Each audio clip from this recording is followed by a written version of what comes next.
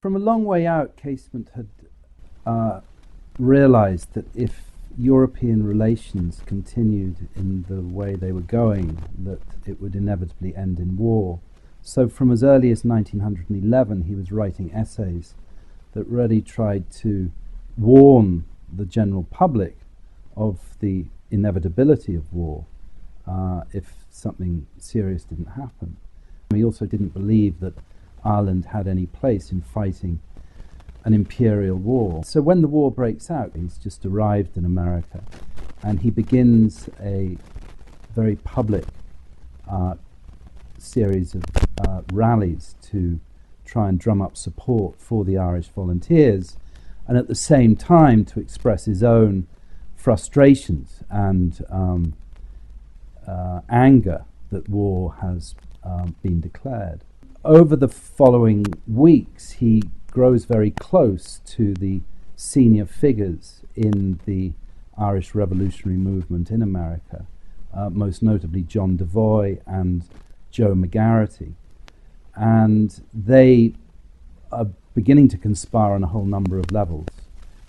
Casement himself is trying to create and build that bridge between Ireland and Germany, or the Irish independence movement and Germany.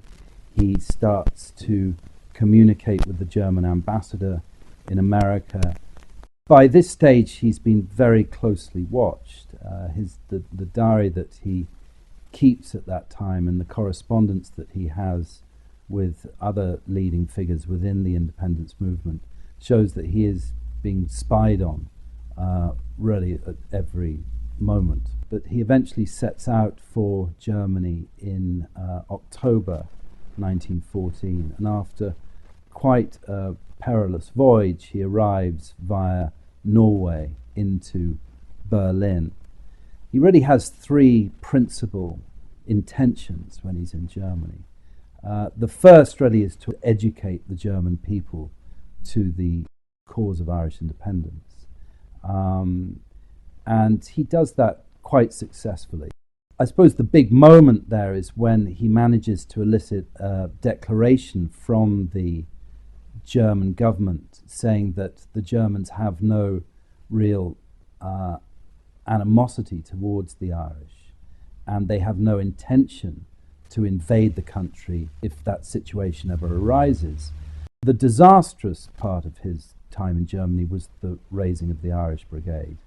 The recruitment rallies that he holds in Limburg are unsuccessful.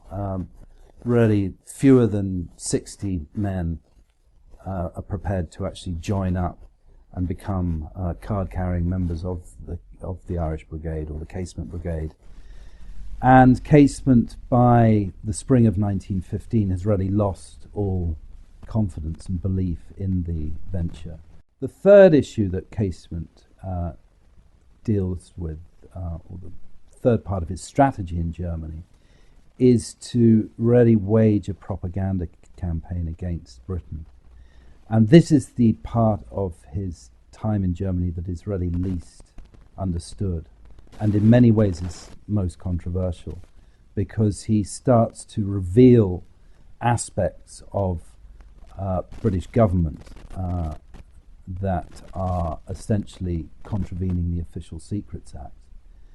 And he begins to speak out very bitterly and angrily against much of the liberal ruling establishment who took Britain into the war.